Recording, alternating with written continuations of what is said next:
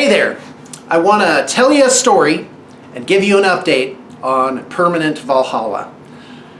First off, the year is 2010 and I have a modest studio on 300 North in Spanish Fork, Utah. And the studio's growing. One day the landlord comes in and he says, "Hey Sean, I'm raising the rent. $50. And I'm like, that's great. That sounds perfectly reasonable. However, you should know I'm going to poke around town just to satisfy myself that the deal is good." And he says, fine. By the way, I had a great landlord out in Spanish Fork at that time. He was great. And he was well known in the city. So you gotta be upfront. Anyway, so a block or two south, I found a building that said it was for sale, and it was a wreck.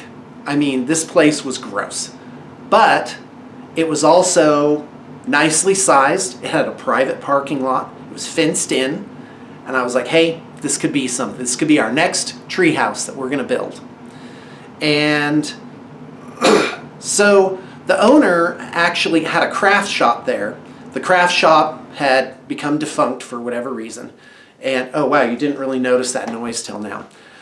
And in the parking lot, there were 54 orchard crates just full of stuff. And like the cats had got in them and made them all gross. And it was, I found out later the city was going to condemn this building. And so I got some of my, I was like, all right, I'm excited. This could be our next thing. I don't know how it's going to work, but let's take a look at least. So I brought some of my crew over and we took a look around inside, and it was a wreck. Have you ever seen the show Hoarders? Yeah. What if the hoarder had 10,000 square feet of space and an enormous parking lot? Oh, he had filled it. Like there was this room that was just full of old, dusty, garbagey computer monitors. And I guess he didn't want to throw them away. So anyway, I got back to the studio after sort of looking, and when I go in, I'm looking at it in my mind's eye. I can see, I'm like overlaying in my imagination how it could be. And I get back to the studio. The guys kind of pull me aside. They're like, "Sean, we need you to know that if you move to this place, we're going to have to quit. It's too gross." And I'm like, all right, I hear you. And that was August of 2010. And by June of 2011, we were moved in. But the place, this is the place that you see on the videos from 2011 to 2016, actually. And when I sold it. And during that time, it was a huge leap of faith. And it was a risk too, because I was putting an enormous amount of resources into this new building, thinking that the studio was going to grow to be, 30, 50, 100. I even had plans where it might be like 200 people involved, and looking at the market and whatnot.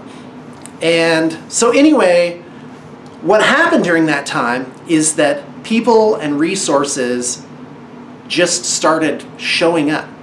And these people and resources, they went beyond what I had originally envisioned. Like, I just wanted to make it habitable. Oh no, there was a point in time where we had a head contractor, wait, there's a word for it, general contractor out there. And this is in April 2011, and he only allowed us to come out once a week and take a look at what he was doing. And we came out one week, and he had gutted all the plumbing, all the electrical, everything that was tube-shaped had been ripped out. And I was just like, what? And I was scared. I was getting nervous about, okay, is this gonna come together, or am I just gonna be, with my pants halfway down and just stuck? Because I was paying for 2 mortgages at the time. I was paying for this building, and I was paying for the smaller studio on 300 North. Hold on a second.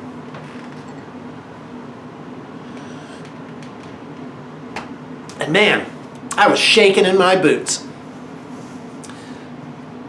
So I went in midweek. I wasn't supposed to be there. And the general contractor was like, hey, what are you doing here? And I just told him, like, I'm really stressed out. I don't know how this is going to go. Talk to me. And he did. He's like, don't worry about a thing. This is going to come in under budget. I just want to do a really, really, really good job. And he did. He did an amazing job, like above and beyond. And this building was amazing. And you guys saw it. Like there were beams, because it was built like 100 years before, like in 1905 or something like that. And the beams, I mean, it was these enormous beams, and he trued the beams. He actually managed to lift the beams 3 inches on one edge of the building because they had sunk by that amount. And it was just, and the place was really amazing, and it gave me many, many, many years of joy and satisfaction to